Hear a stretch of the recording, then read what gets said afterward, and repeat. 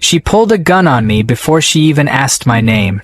There I was, standing in my barn with a bucket of feed in one hand and a corncob pipe in the other, when she marched in like she was clearing a building in Fallujah. "You're trespassing on HOA property," she barked. I blinked once, set the bucket down gently, and said as calm as could be, "Ma'am, this is my ranch." That's when she raised the Glock and said the words that would kick off the most ridiculous war of my life. "Not anymore. Truth is, I moved out here to avoid this kind of drama. Retired sheriff, 30 years in the badge and boots, figured I earned a little peace. Built this ranch myself on 32 acres just outside the Hidden Pines development. My land's older than the HOA, older than the town line, older than Karen's fake blonde highlights. I bought this place when it was still nothing but rattlesnakes, sagebrush, and sunset. And for the last 2 years, peace is exactly what I had until she showed up. First time I met her, she wasn't carrying a gun. She had a clipboard, a Karen bob cut, and a face that looked like it got Botoxed by someone on a trampoline. She pulled up in a pearl-white Lexus, parked half in my ditch, got out like she was royalty arriving at a peasant's hut, and asked me, "Is this your barn?" I said yes. She squinted at me like I just confessed to arson. It doesn't match the neighborhood aesthetic. Now, I didn't say what I wanted to say.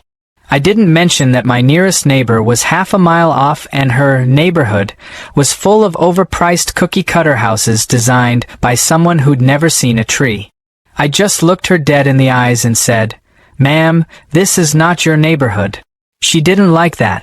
Within a week, I got a letter, folded in half and duct taped to my mailbox, which is a federal offense, by the way, telling me I was in violation of several HOA bylaws. Improper fencing material, illegal livestock density, unregistered poultry. I laughed so hard I spilled my coffee. I mailed the letter back with a handwritten note. "I'm not in your HOA. Kindly shove it." That's when she escalated. First came the bogus animal control visit. Said someone reported neglected horses. I showed the agent my stable, cleaner than most people's kitchens. He apologized and left. Then came the zoning complaint. Said my barn was an unauthorized structure. I'd had it for over 15 years, fully permitted, county inspected twice. She even tried reporting me for excessive rural sounds. I guess roosters crowing offended her HOA ears. But none of that compared to what happened the night after she pulled that gun. See, after she aimed that weapon at me, I disarmed her with a move I hadn't used since 1998, grabbed her wrist, twisted, and zip-tied her with the emergency restraints I keep in the barn. She screamed bloody murder, threatened to sue me into the dirt, said she had powerful friends. I called the sheriff's department. Thought it'd be open and shut. But when the deputy showed up, my jaw nearly hit the dirt. It was Joey Martinez. Used to be my rookie. Now he was wearing 3 stripes and a badge that said sheriff. We shared a long glance. He looked at Karen, looked at me, and said, "Can we talk inside?" 10 minutes later, Karen was untied, her gun was returned, and Joey whispered, "Just don't make this messy, Hank. Her husband's got pull. Real estate money." So she walked. She pulled a gun on me on my own land, and she walked. Next morning, my livestock fence was cut clean through. Horses scattered halfway to the ridge. Took me 6 hours and 3 sore muscles. I forgot I had to round them up. No note, no witnesses. But I knew. That was Karen's way of saying the fight had started. I figured she'd stay petty. More citations, maybe spray paint my barn or file another dozen fake complaints. But she changed tactics. She went quiet. Days passed. Then a week. Then 2. Not a peep. Even her Lexus stopped driving by. And let me tell you, that scared me more than the gun ever did. One morning, I found a surveyor's marker driven into my southern pasture. Fresh. Orange flag fluttering in the wind like a warning. I yanked it out and called the county office. They had no record of any zoning changes. But 2 days later, I got a cease and desist letter from a law firm in town. Said my ranch had been annexed into the Hidden Pines HOA under revised land use agreements. Said I'd signed off. Now, I've seen a lot of forgeries in my day, and this one was almost good. Almost. They even copied my signature from an old traffic citation. But they forgot one thing. I always cross the second F in sheriff when I sign anything official. Always. This signature didn't. I drove into town, slammed that letter on the law office desk, and demanded a meeting. The lawyer, some pencil-necked weasel named Chad, smiled like a possum. Said I'd have to take it up with the HOA board. That's when I realized Karen wasn't just annoying. She wasn't just power tripping. She was trying to take my land. Legally. Quietly. And if I didn't stop her, she might succeed. I installed cameras. Every angle of the property. Wired to my phone. First night, nothing. Second night, a coyote. Third night, I caught a guy, maybe 20, hoodie, mask, tampering with my water pump near the chicken coop. I scared him off with a warning shot into the dirt. He dropped a crowbar and ran like the devil himself was on his heels. Karen reported me for firing a weapon. Next thing I know, I get a knock on the door from Joey again, holding a complaint. He didn't look me in the eye this time. She was trying to bury me in paperwork, weaponize the system, force me into selling or complying. But she didn't know what I know. She didn't know that I built this ranch with my own 2 hands after I buried my wife and retired because I couldn't take one more second of crooked politics and backdoor favors. She didn't know this land is the only thing that kept me sane.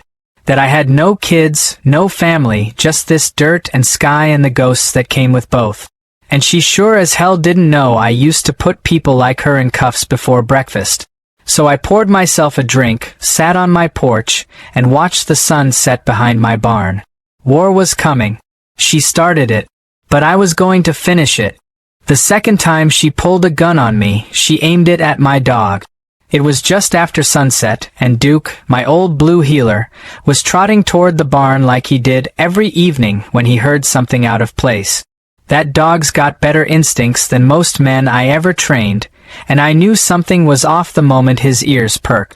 I followed a few paces behind with a flashlight and a revolver on my hip, not expecting much more than a raccoon in the grain bin.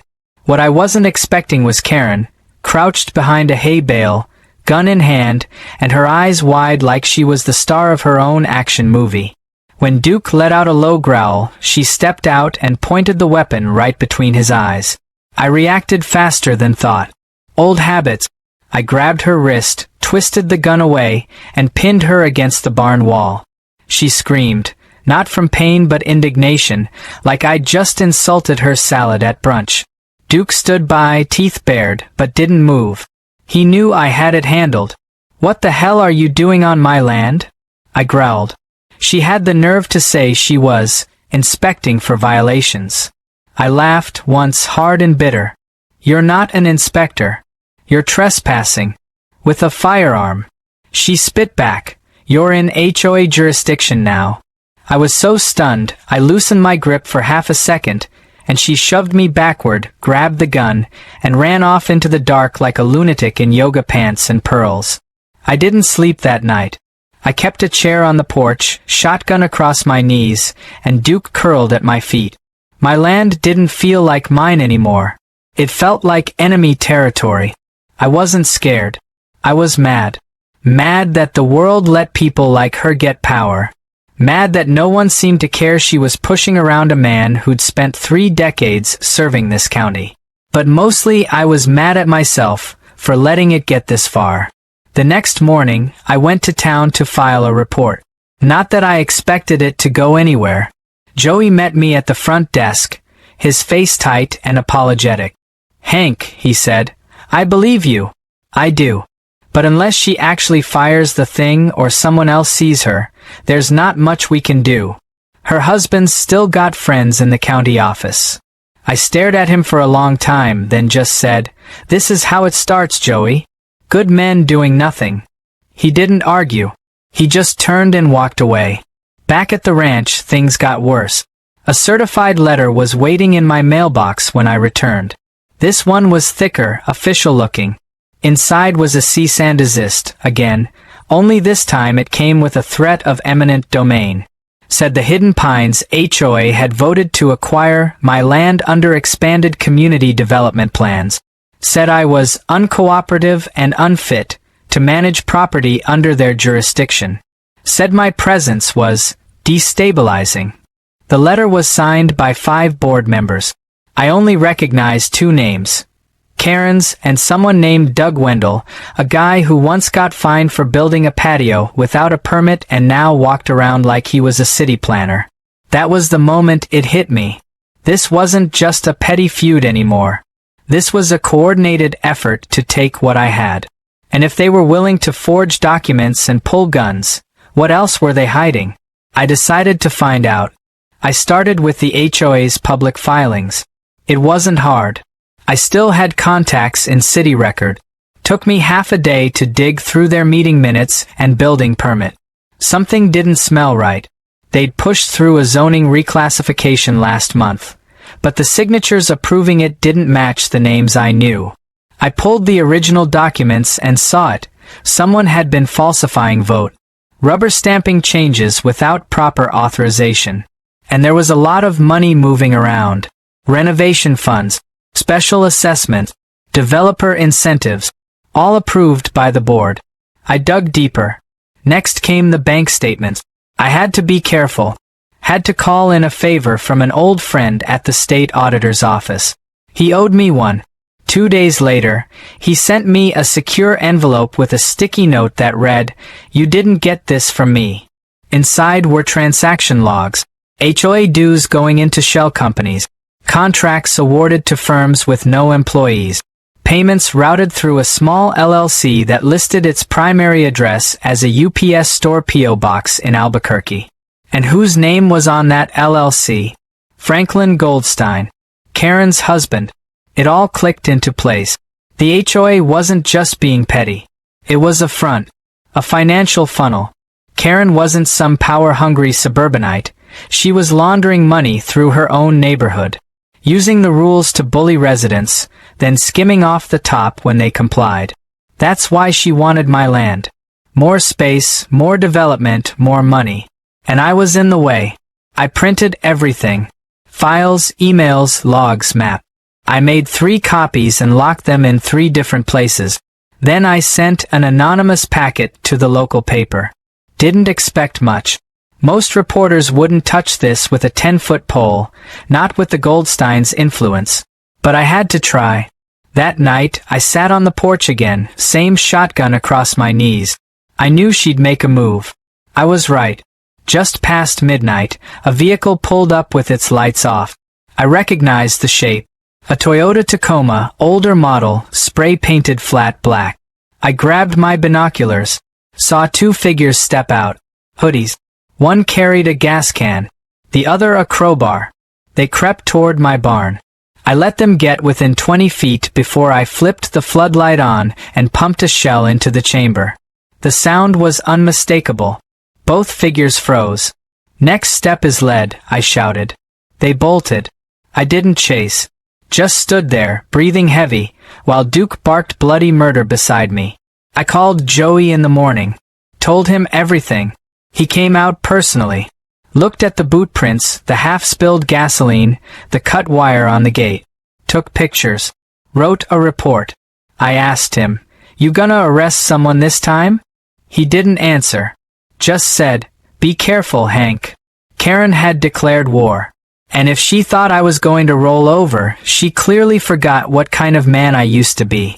She thought a piece of paper, a petty board, and a crooked smile were enough to scare me off my land. She was dead wrong. She wasn't just poking the bear anymore. She'd walked into the den and slapped it across the face. The rain started around midnight. Not a soft drizzle or gentle patter, but a full-on deluge that turned the dirt into soup and made the gutters scream. I watched from the porch, listening to the storm pound the roof like it had a grudge. Duke lay curled beside me, tail twitching every time thunder cracked. The barn lights flickered once, then held steady. I should have gone inside. Instead, I poured another 2 fingers of bourbon and waited. Something was coming. You don't stand in the rain with a loaded shotgun unless you know in your gut the weather isn't your biggest problem. By dawn, the creek had overflowed. My southern pasture was a swamp. I was walking the fence line, checking for damage, when I spotted it. The earth along the far ridge had split clean open in a muddy slide, exposing a jagged hole beneath the roots of an old cottonwood. At first, I thought it was just a chunk of pipe or rock sticking out. But then I got closer and saw teeth. Human teeth. And a partial skull wedged between layers of red clay and black roots. I didn't touch it. Didn't go near. Just stood there, letting the rain soak into my boots, staring down at a ghost that wasn't mine. The sheriff's office arrived 2 hours later, after I made the call no retired lawman ever wants to make. Joey showed up in person again, raincoat soaked through, eyes wary. He taped off the area, took photos, made the right noises. But I could see the fear behind his eyes. Not of the body, of what it meant. They took the remains to the coroner, and I went home to change. An hour later, I got a call from an old contact at the morgue. The body wasn't fresh. Not by a long shot. Male. Mid-30s. Been in the ground at least 20 years. Dental records matched someone named Samuel Ruiz. I remembered the name. He was an informant. A small-time hustler who turned on a big-time operation back when I was still chasing meth labs and backroom dealers. He disappeared in 2003, just before he was supposed to testify. No leads. No body. Until now. I sat with that news for a while. It settled over me like a wet coat. Samuel Ruiz hadn't run. He'd been buried. Right next to my property. Which meant someone put him there. And whoever it was had to know these hills. Had to know the old ranch lines, the access roads, the way to get in and out without being seen. I started going through my old case files, digging through memories I'd boxed up and shoved into the attic of my mind. And that's when I found it. A list of known associates tied to the drug ring Ruiz had turned on. One name popped out, Franklin Goldstein. Back then, he went by Frank Garrison. Low-level enforcer, slick talker, small-time muscle with big ambitions. Disappeared after the ring was busted. No trial. No plea deal. Just vanished. At the time, we figured he skipped town. Changed his name. Maybe ran to Mexico. But he hadn't. He'd stayed right here. Built a new life. Married a woman named Karen. Bought land. Started a real estate business. Became a respectable man. The kind of man who hides his dirt behind homeowners associations and fundraising dinners. I drove to town that afternoon, parked 2 blocks from the Hidden Pines HOA office, and waited. Sure enough, at exactly 3:30, Franklin walked out the front door. Khakis, blue blazer, Bluetooth in one ear. He looked like any other suburban snake oil salesman. But I knew better. I followed him to a coffee shop, kept my distance, and snapped a few pictures when he met with 2 other men I recognized from old surveillance logs. One of them was a money launderer. The other used to run guns out of Arizona. This wasn't just nostalgia. It was confirmation. Franklin hadn't left the life. He just upgraded it. The next town meeting was a circus. Karen was at the head of the table, wearing a power blazer and that smug smile like she'd already won. She started droning on about fencing violations and community beautification project. I waited until she opened the floor for questions. Then I stood up and handed a folder to the man beside me. Local reporter. I'd made sure he was there. Made sure he had copies of everything. Embezzlement reports, false permits, LLC records, the real estate fraud, the shell companies, and Franklin's old identity. Karen tried to talk over me. Tried to call me a liar, a bitter old man. But I just raised my voice and told the room about the body in the ravine. About how that man had been set to testify against the very criminal enterprise Franklin once worked for. How Karen had knowingly married into it. How their entire HOA scheme was a cover for laundering old money and silencing anyone who got in the way. Someone screamed. Another stood up and shouted. A man stormed out, Franklin. He pushed past people like they were paper, barked into his phone, and disappeared into his car. I didn't follow. I knew where he was going. Knew he'd try to clean up the mess. That's what guilty men do. I tailed him later that night. Kept my lights off and my engine quiet. He drove north, past the city line, out toward the industrial flats where no one asked questions. He met someone there. Big guy. Tattoos. They talked for a while, and then Franklin handed him a manila envelope. I couldn't hear what was said, but I didn't need to. It was a hit. That much was obvious. He was trying to cover tracks, tie off loose ends. I made a call. The man Franklin wanted dead was still alive. Barely. He'd been hiding out in a halfway house 2 counties over, scared of coming forward. I'd found him through a mutual friend. Told him the truth. Promised I'd protect him. That night, I drove straight to the shelter, got him out, and brought him to a safe spot on my ranch. He recognized Franklin's picture instantly. Said he'd seen him the night Ruiz disappeared. Said Franklin had threatened them both. Said Karen was there, too. I recorded every word. The barn burned the next night. I knew it was coming. Had pulled the horses out earlier in the day. But watching it go up still tore something loose inside me. Years of work, gone in flames. Tools, feed, a tractor I rebuilt by hand. All of it. Ash in the wind. And on the gravel near the back wall, I found the gas can. Still warm. No fingerprints. Just a single pink glove, the kind Karen always wore when she gardened. I didn't call the fire department. Didn't call Joey. Just stood there until the sun came up and the smoke turned gold in the morning light. Then I walked back to the house, loaded my truck with everything I had left, and got ready. They'd tried to burn me out. They'd buried bodies and truth. But they forgot something important. I don't scare easy. And I don't lose.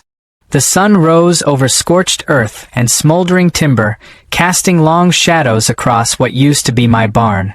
I stood there, coffee in hand, watching smoke drift off the blackened beams like ghosts reluctant to leave. Duke sat beside me, silent for once, ears forward, as if even he knew something was coming. Not the storm this time. Not some legal letter or surprise permit or anonymous complaint. This was bigger. This was the final play, and it was mine. I spent the day setting the trap. Not with wire or nails or anything you'd find in a hardware store.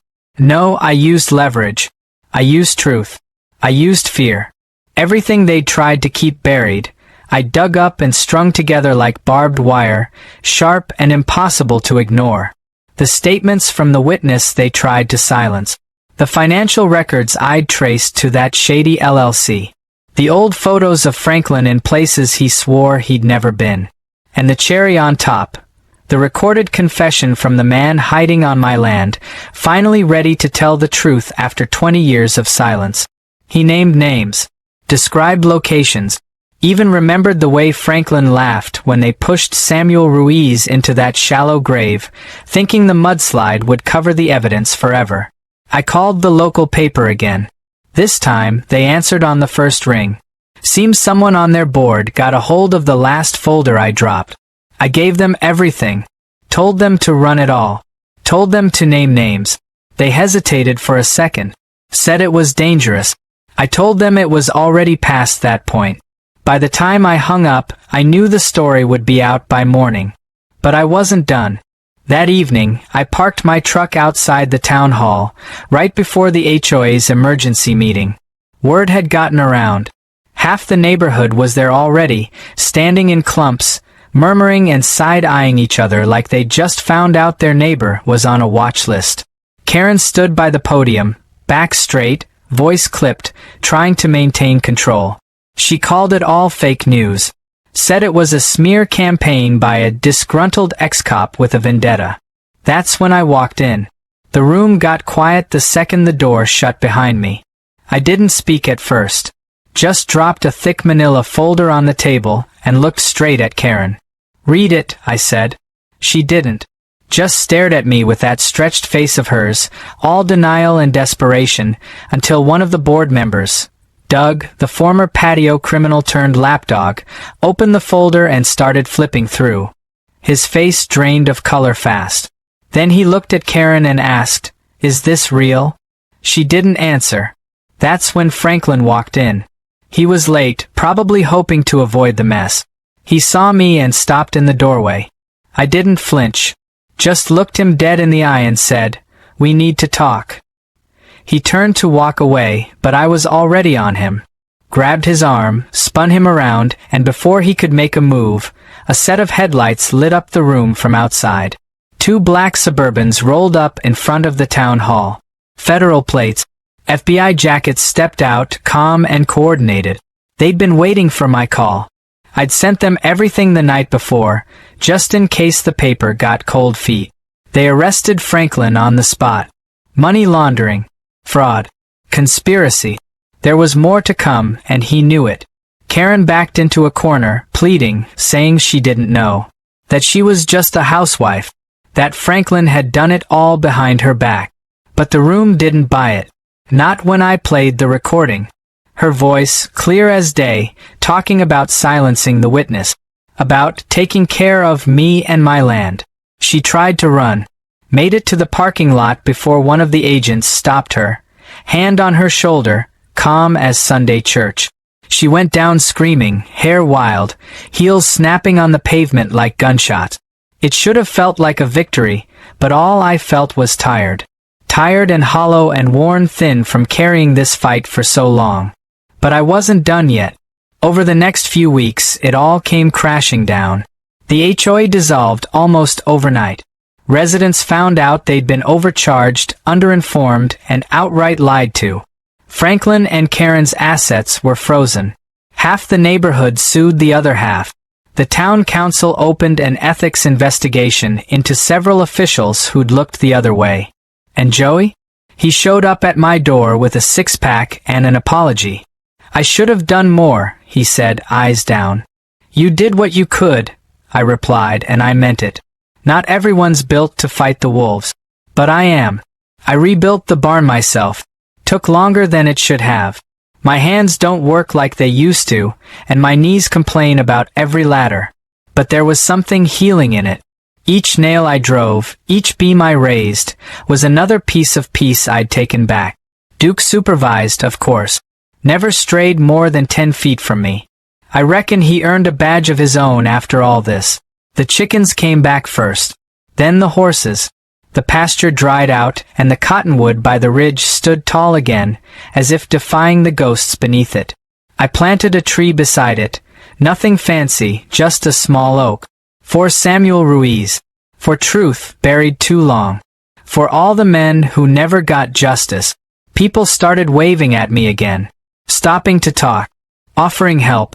Funny how quick a town turns when the truth's finally louder than the rumors. One day, a little girl from down the road came by with a drawing. It was a stick figure in a cowboy hat, standing in front of a barn with flames behind it. At the top she wrote, "Sheriff Hank saves the day." I pinned it on the fridge. Might be the only award that's ever made me tear up. It's quiet now. The kind of quiet I earned. The kind of quiet that hums instead of presses. I sit on the porch most evenings, watching the sun set behind the barn, same as always. But now I know it's mine. Not just by deed or law or fence line. But because I fought for it. Because I bled for it. Because no matter how many Karens or Franklins come crawling out of their gated communities with clipboards and concealed weapons, they'll never understand what it means to love a piece of land so much you'd go to war for it. They tried to take that from me. And now they're the ones behind fences. And mine still opens with a smile.